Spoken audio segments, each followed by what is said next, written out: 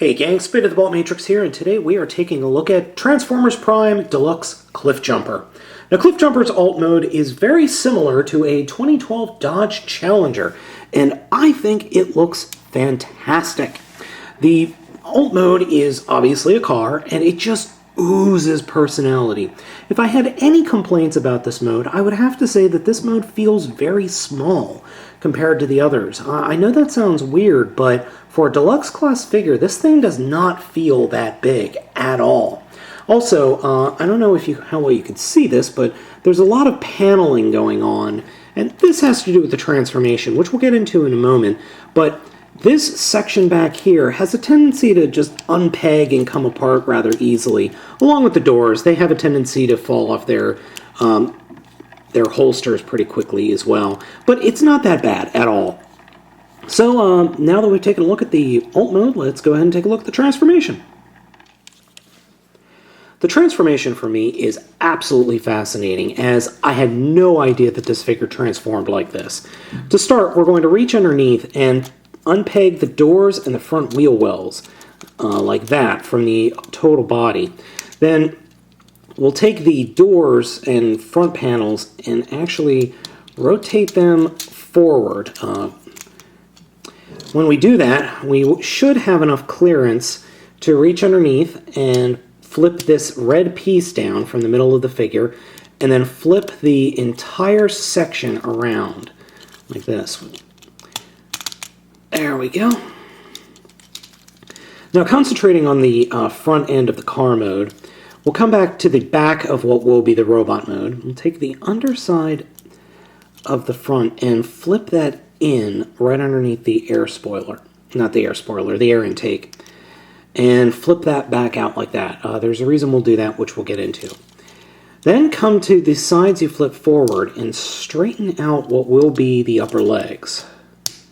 Now, when I first got this figure, these joints that I just straightened out were exceptionally tight, so just be wary. Next, we'll take what is the foot and flip them out. Then take the rear of the window and fold that in, and then fold up the leg, or the inner part of the leg, to snap it into place. So there we have the legs. For the upper part, this is awesome, I have to say. First, we'll take the trunk area and actually just slide that up over the rear windshield. Then split the back parts in half, and they'll unsnap. And then we'll take the rear wheels and fold them completely out like this.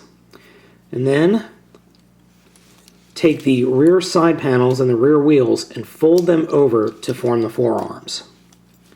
And just kind of get them out of the way. And then fold the arms down. Now this part is a little weird, and I've had to play with it a little while. So we'll flip the head up, and then we'll separate the roof of the car. But then they only separate so far. So what we have to do is actually reach in here and just kind of play with this until we can get it lined up such that this piece that we folded down earlier can fold back up and fit comfortably between the two pieces of the roof and the windshield to form his chest. And by comfortably, I mean there's a little bit of wiggle room, and this is actually fitting smoothly to prevent torso rotation. Then the hood of the vehicle will fold up, and there's a peg hole behind the head and a peg at the back of the hood, and that will peg in. You just got to get it lined up.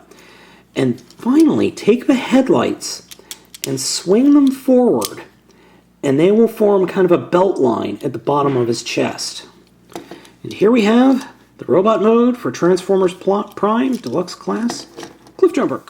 Now, as you can see, the robot mode is quite well detailed and looks very, very good. Very show accurate.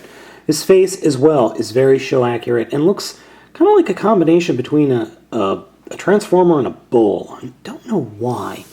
Posability-wise, this figure is just as good. Head is on a ball joint and does have some posability, but unfortunately it is limited. Arms, these shoulders will not go down anymore, but I don't even worry about that because there is a very nice ball joint in the upper shoulder.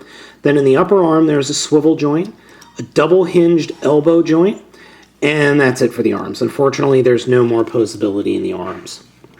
Legs, there is a ball joint at the hip, a nice over 90-degree bend at the knee, and then a limited ball joint here at the ankle. Figure has no problem standing up at all. There is one other gimmick with this guy. His forearms can open up, and on both hands, he can flip out guns. And what's really nice is the hands and the guns just stay there. They snap into place, and they stay there and they look good. Thanks to the fact that the figure is well balanced and very poseable, you can get off some really quite excellent poses with this guy.